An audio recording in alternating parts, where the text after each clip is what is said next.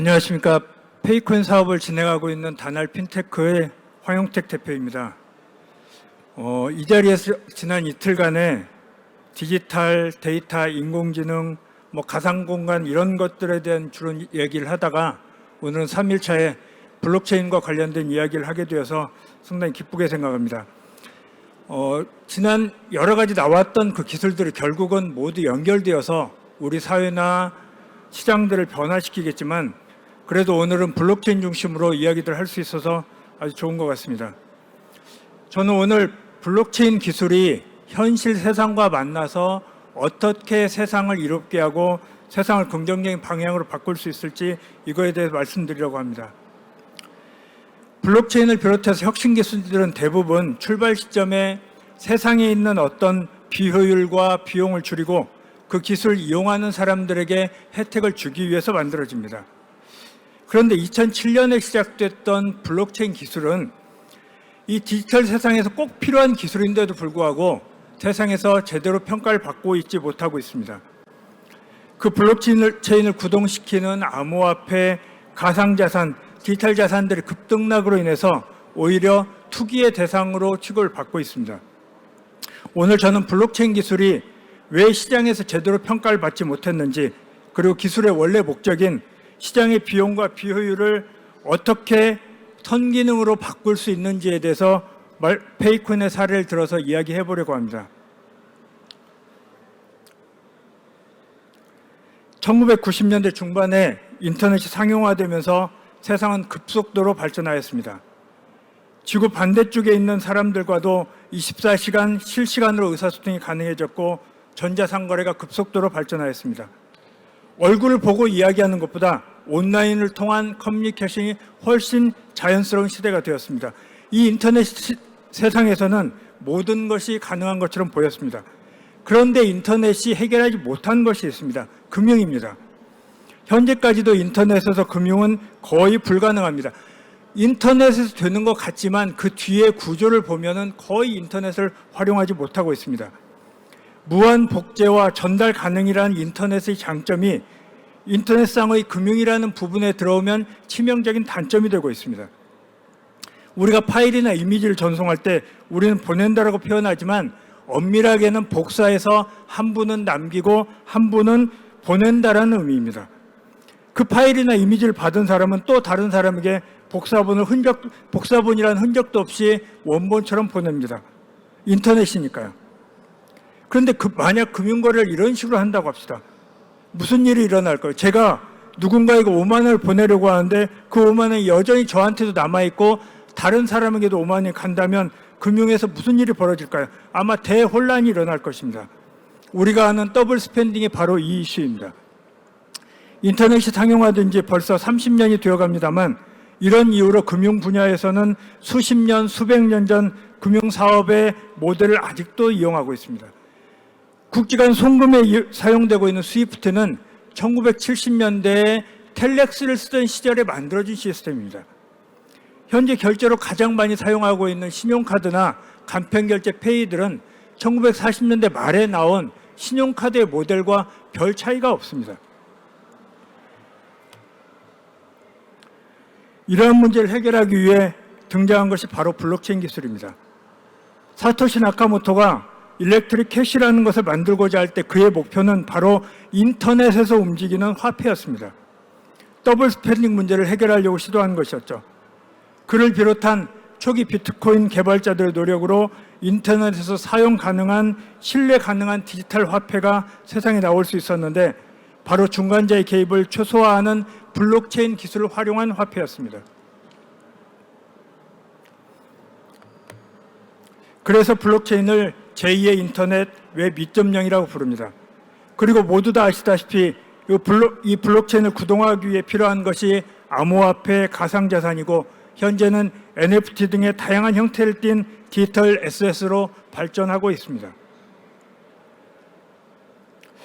그런데 암호화폐를 포함한 디지털 화폐는 왜 필요할까요? 암호화폐 투자로 인해서 발생하는 사회적 부작용이 많은데 굳이 암호화폐, 디지털 화폐를 도입하고 사용해야 될 필요가 있을까요? 아까 부장님도 말씀을 하셨는데 한마디로 세상이 변화하고 있고 변했기 때문입니다. 어제와 그제 논의되었던 디지털, 데이터, 가상공간 등의 세상에서 과연 현재의 결제 시스템이 제대로 작동할까요? 조금 전에 부장님 얘기하신 거하고 같은 맥락입니다. 앞으로 세상에서는 자율주행차가 굉장히 많아질 겁니다. 이 자율주행차가 현실적으로 대부분 전기차일 텐데 충전소에 가서 충전을 할 때 그 단계에서 사람이 끼어서 결제하고 또 충전하는 행위를 하겠습니까? 결국은 자율주행차와 충전소의 AI와 서로 통신하면서 결제가 일어날 때 이때 대체 결제 수단은 뭐가 되고 서로 상대방이 누군지는 어떻게 확인할 수 있겠습니까? IP, 영화나 책, 그 다음에 저작권 문제 이런 것들에 아주 마이크로하게 작은 금액들이 움직입니다. 20원, 30원 이런 것들이 거래가 될 때 대체 30원, 50원의 결제 수단을 지급해야 될 때 어떤 방식으로 결제가 일어날까요? 50원을 누군가에 송금하기 위해서 신용카드로 하겠습니까? 은행 송금으로 하겠습니까? 50원 송금하는 비용이 500원이 될 수도 있습니다. 암호화폐, 디지털 화폐는 사실 이런 문제에 대해서 굉장히 간단하게 해결합니다. 이미 대부분의 암호화폐들은 소수점 8단위까지 세분화해서 송금하고 거래하는 것이 가능합니다. 블록체인의 특성을 이용해서 사용자의 신원 확인도 가능하고 거래도 가능하도록 이미 되어 있습니다. 앞에서 몇 가지 사례만 보았습니다만 디지털 화폐는 이제 거스를 수 없는 대세입니다. 미래의 산업을 이야기하면서 디지털 화폐를 빼놓고 발전을 논할 수조차 없습니다. 그런데 왜 비트코인을 비롯해서 기존의 암호화폐들은 세상에서 그 가치를 인정받지 못할까요? 보통 비트코인을 포함해서 암호화폐들은 화이트 페이퍼를 통해서 사업 계획을 이야기하고 비례천을 얘기하는데 거기에는 보통 두 가지 요소들을 집어넣습니다. 하나는 그 해당 암호화폐가 해결하려고 하는 어떤 생태계를 얘기합니다. 생태계 안에서 어떤 문제점들을 우리가 해결하겠다. 그리고 두 번째는 결국 그 생태계에서 통용되는 그 코인이나 토큰들이 실생활에서 연결돼서 사용되게 하겠다는 이야기들을 많이 하고 있습니다. 제가 보면 성공적인 블록체인 프로젝트들은 대부분 앞단계에 생태계에서 구현하는 것들은 어느 정도 성공을 한 것 같습니다. 그런데 실생활과 연결해서 사용하는 부분들은 거의 성공한 사례들이 없습니다. 실제 이 암호화폐 블록체인 업계에 가장 왕좌에 있다고 하는 비트코인조차도 전 세계에서 사용할 수 있는 가맹점이 1000개도 안 됩니다.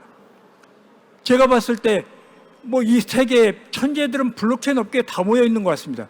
그렇게 똑똑한 사람들이 그렇게 많이 모여 있는데 왜 블록체인 이 프로젝트들이 실생활과 결제하는 것은 왜 그동안 하지 못했을까요?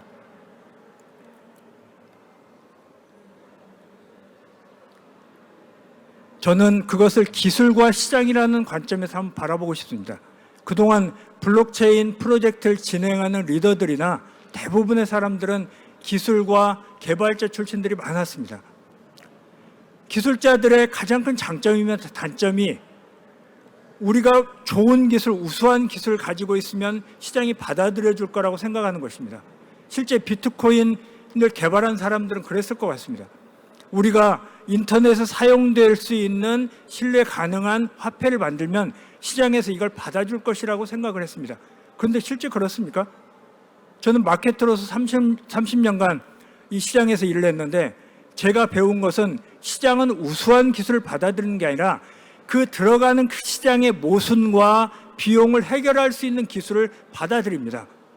그래서 좀 다른 시각에서 보면 그동안의 블록체인 프로젝트들 진행하는 대부분의 분들은 탈중앙화나 익명성, 중간재 배제 등과 같은 블록체인이 초기에 추구하려고 하는 철학에 지나치게 매몰되어 있다고 저는 생각합니다. 오히려 우리가 들어가려고 하는 블록체인 암호화폐가 결국 뭔가 사회에 기여하려는 그 사회의 구성원들이 무엇을 필요로 하고 우리가 그 세상에서 무엇을 줄 수 있는지를 정확히 얘기해 줄 수 있어야 되는데 세상에서 요구하는 것들에 대한 그동안의 무관심들이 어떻게 보면 암호화폐를 단순히 투기적인 수단, 거래소에서만 왔다 갔다 하는 그런 수단으로 바꿨다고 생각을 합니다. 실제 결제 시장이 원했던 것은 어떤 블록체인의 철학이 아니고요. 합리적인 수수료, 안정적인 대금 정산, 빠른 정산 주기 같은 것들이었습니다. 비트코인은 전자적으로 거래 가능한 화폐의 가능성을 증명하면 바로 시장에서 화폐로 받아줄 줄 알았습니다만 시장의 니즈는 너무 달랐던 것입니다. 블록체인 기술자들은 블록체인이 구현하고자 하는 그 기술에는 전문가였지만 화폐로서 작동하길 원하는 그 결제 시장에 대해서는 제 생각에 너무 무지했던 것 같습니다. 사실 결제 시장에서는 탈중앙화나 익명성 등은 그렇게 큰 이슈가 아닙니다. 현금 거래의 불편함을 극복하기 위해서 도입된 신용카드나 모바일 간편 결제는 편리해졌지만 또 다른 불편함이 시장을 꽉 쥐고 있었습니다. 비용입니다. 또 레가시 결제 회사들의 일방적인 이익 구조입니다. 신용카드를 예를 들면 신용카드 우리가 보통 결제할 때 아주 짧은 시간에 승인과 결제가 일어나는데 그 짧은 시간 동안에 얼마나 많은 기관들 거쳐오는지 아십니까? 많은 경우는 한 10군데를 거쳐옵니다. 피지사, 벤사, 마스터카드, 비자카드, 회원은행, 가맹점은행, 해외에 나가면 더 많은 곳을 거쳐옵니다. 이 각각의 기관들은 나름대로 역할을 하고 있죠, 현재 시스템에서.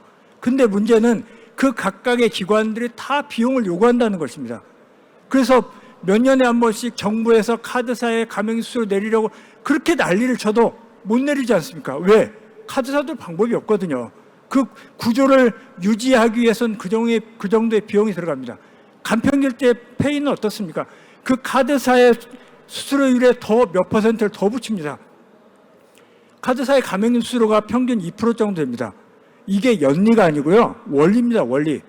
연리로 따지면 단순 계산해도 연 24%의 이자를 내면서 수수료를 내면서 가맹점들이 물건을 판매하는 구조입니다.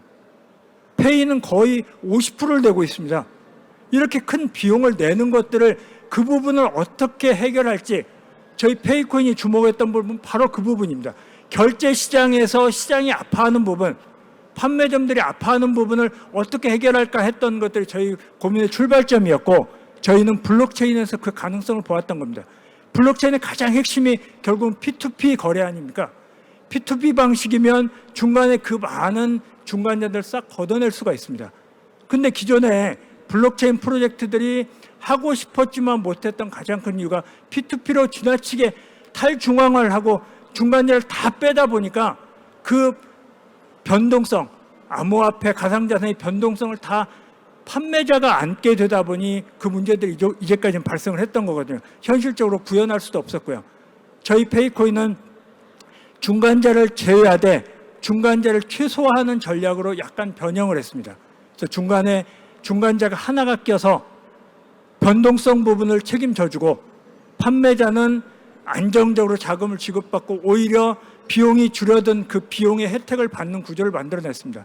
그래서 현재 페이코인의 사업 구조에서 판매자는 카드처럼 2%, 3% 이제 수수료를 내는 게 아니라 1%만 부담을 하는 구조입니다. 그리고 줄어든 그 비용의 상당 부분을 구매하는 사람, 암호화폐를 사용하는 사람이 혜택으로 받을 수 있는 구조들을 만들어냈습니다.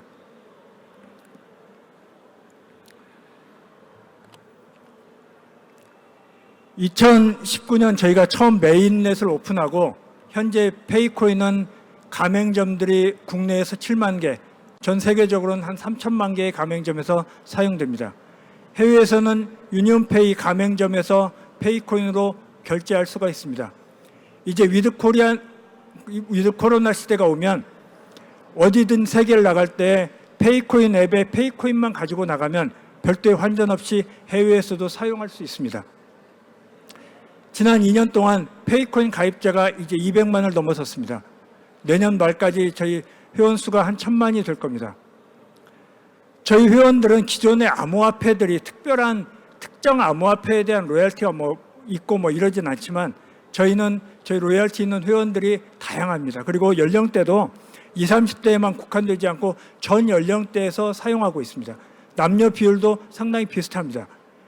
최근 각 연구기관들에서 이 가상화폐를 가진 사람들이 사용할 때 어떤 패턴으로 이용할 거에 대한 관심이 굉장히 많습니다. 그래서 저희가 몇몇 연구기관과는 가상화폐를 가진 사람들이 실제로 사용해서 어떤 패턴을 보이는지 어떤 니즈들이 있는지를 연구하는 연구 작업도 같이 진행을 하고 있습니다. 가상자산 처음에 페이먼트 시장의 비용과 비효율에서 출발한 페이코인은 이제 점차 기존의 가상자산이나 암호화폐, 디지털 화폐들이 현실과 연결하고 싶은 니즈가 많은데도 불구하고 그동안 못했던 것들을 같이 구현하는 작업들을 하고 있습니다. 그래서 비트코인이라든지 다른 암호화폐 자산들이 별도의 인프라를 구축하지 않아도 페이코인이 구축했던 결제 인프라를 활용해서 같이 실생활에 결제하는 방식으로 저희가 수합을 하고 연결을 하고 있습니다. 그리고 앞으로 나올 많은 메타버스 환경에 있는 토큰들이 그 메타버스 환경에 쓰이지만 다른 메타버스 환경에서 현실적으로 넘어갈 수는 없거든요. 그래서 중간에 페이코인을 거쳐서 넘어갈 수 있게, 그리고 궁극적으로는 실생활까지 사용될 수 있는 기반까지 만들어 나가고 있습니다.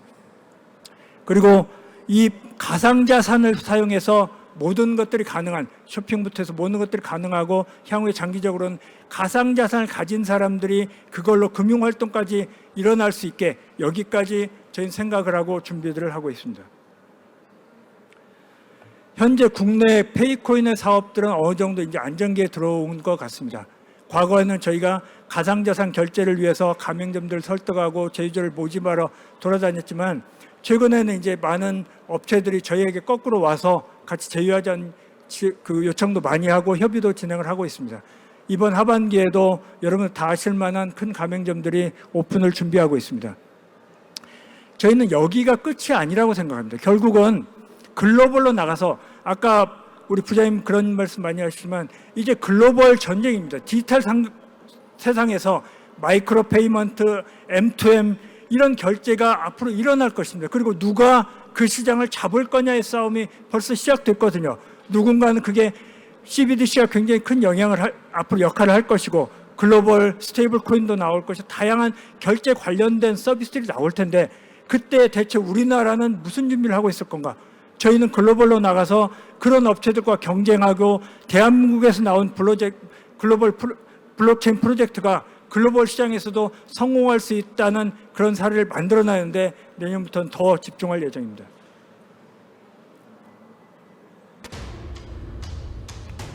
이렇게나 많은 코인 중 나는 무엇을 믿고 선택해야 할까? 믿음의 바탕은 실체니까 나는 페이코인을 선택했어. 대한민국 어디서나 결제를 바로, 쓰는 즉시 할인이 바로. 난 페이코인을 믿고 쓴다. 코인을 바로 쓰다. 페이코인. 페이코인, 가상이 아닌 현실입니다. 최근에 저희가 내보낸 광고인데, 사실 광고를 내보낼 때도 우여곡절은 많았습니다. 거의 블록체인 암호화폐 관련된 광고는 뭐 아무도 안 내주겠다고 해서 사실 굉장히 어렵게 광고 절차를 좀 가졌습니다. 제가 마지막으로 하려고 하는 것이 이런 이야기들입니다. 페이코인의 출발점은 시장의 모순과 비용, 비효율을 줄이고 어떻게 하면 좀 우리 세상이 좋아지게, 물론 저희도 사업을 하는 입장이니까 돈을 벌어야 되지만 세상이 좋아지고 긍정적인 선순환을 하는 구조를 만들기 위해서 애쓰고 있습니다. 그리고 그 기술이 바로 블록체인 기술입니다. 근데 저희가 가지고 있는 가장 큰 리스크가 뭔지 아십니까? 내일 아침이라도 갑자기 규제당국에서 가상자산으로 결제하지 마. 그러면 페이코인 사업은 없어집니다. 저희가 사업을 하고 있고 사회의 어떤 선순환적인 기능을 하기 위해서 애쓰고 있지만, 현실적으로 가상자산으로 결제를 하지 말라는 말도 없지만 가상자산으로 결제를 하라는 말도 없기 때문입니다. 저희 생각에 블록체인으로 사업을 하는 사람들에 대한 최소한의 가이드라인이 필요하다고 생각합니다. 뭘 하면 되는지, 뭘 하면 안 되는지, 그게 비록 어렵더라도 정확한 기준을 주고 거기에 맞춰서 저희가 노력하게 하면, 어렵지만 저희가 맞추려고 애쓸 것입니다. 그렇지만 지금은 아무런 기준이 없습니다. 2017년에 암호화폐 광풍이 불고 그때 규제할 때 정부 당국에서 한 이야기가 두 가지입니다. 암호화폐는 규제하고 블록체인 산업을 육성하겠다 그랬습니다. 규제는 우리가 몇 년 동안 올해도 굉장히 많이 봤죠. 근데 암호화폐 육성을, 그러니까 블록체인 산업을 어떻게 육성하겠다는 얘기를 전 들어본 적이 없습니다. 오늘 아침에 잠깐 과기정통부에서 발표한 거 저도 봤지만 뭐 그 정도가 답니다. 대체 어떻게 육성하겠다는 의미가 대체 뭔지. 그래서 이제는 조금 더 명확하게 거래소를 규제하는 거는 뭐 어떤 스케줄이나 필요에 따라서 하시고요. 저희 같은 블록체인 기술을 활용해서 뭔가 사회의 비용과 비효율을 줄이려고 애쓰는 그 업체들에서 가이드라인도 좀 주시고 뭔가 일할 수 있는 방향을 좀 명확히 제시해 주셨으면 좋겠습니다. 그랬을 때 저희 같은 업체가 더 많이 나올 거고 저희가 뭐 완벽한 시스템은 아니니까요. 저희보다 더 나은 블록체인 기술을 가진 사업들이 나오겠죠. 저희도 같이 경쟁하면서 클 거고요. 그래서 그런 환경들을 만들어 주셨으면 좋겠습니다. 저희 앞으로 더 열심히 할 거고요. 밖에 저희 페이코인 부스가 있습니다. 한번 가보시면 페이코인의 지난 2년 동안 한 일들, 앞으로 하려고 하는 일들이 잘 설명이 되어 있으니까 한번 보시면 도움이 될 것 같습니다. 저희 페이코인에 앞으로도 많이 관심 가져주시고 저희 더 열심히 해서 글로벌리 한국의 블록체인 업체가 성공한 사례를 꼭 만들어 보이겠습니다. 감사합니다.